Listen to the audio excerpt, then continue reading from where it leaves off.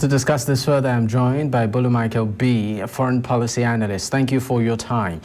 Bolu, let's get to it. What is your perspective on the ICC prosecutors' decision to seek arrest warrants for Israeli and Hamas leaders, including the Prime Minister, Benjamin Netanyahu, on charges of war crimes? Well, personally, I think it's a welcome development because there's no progress. It seems to be very slow progress as far as the resolution to this war is concerned. And it's becoming like a two-man show whereby, personal vendetta is extending to destroying the life and property of unassuming people. So the fact that, these two individuals tend to, defy the orders of the ICC while people are dying and they're not even willing to sit at the table and negotiate. It's important to call them to order. So I think it's a welcome development. How significant also will you say the recognition of the state of Palestine by Ireland, Spain, and Norway for the broader international efforts towards a two-state solution?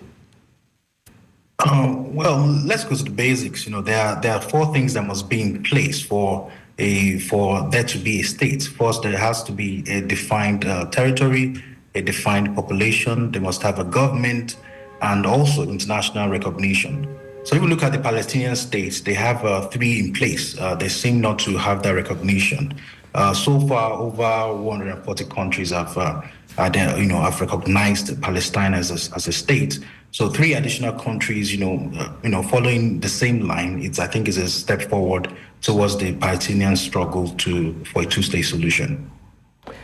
Given Joseph Borrell's statement about respecting the ICC's work, what impact might this have on EU-Israel's relation, especially in the context of the ongoing conflict in Gaza?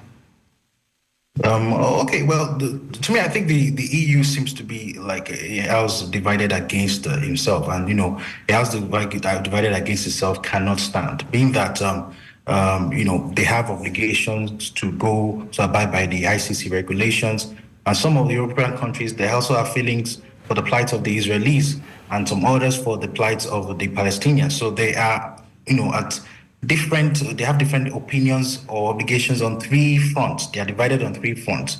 And this is a bloc that has a common visa, that has a common currency. So why can't they have a common opinion? So it's important for them to come together and put their house together and, have an opinion and have a common front when it comes to the issue of the Israel-Palestinian war. Now let's look at the implications of this particular court order, particularly for Israel and its efforts at the Gaza Strip. Also, the implication for Hamas. What do you see playing out here? Well, the court order, I think, basically just set the foundation for international aid organizations to carry out their work. It gives them that legal backing to move in and do what they're supposed to do. However, everything boils down to those on ground, in the sense that even if the ICC has set the legal foundation, but those on ground are not following through, are not executing, people will still be dying, the crisis will still be on, and the ICC will just be whatever they have dished out in terms of a document will just be a worthless piece of paper. So I think in the dynamics of the war, everything still boils down to those on ground. However, the ICC order gives the international aid organization or all parties involved in humanitarian action the legal leeway to actually move in and work. Bolu, as always, a pleasure having you and great connecting with you again. Thank you, my pleasure. Thanks for having me.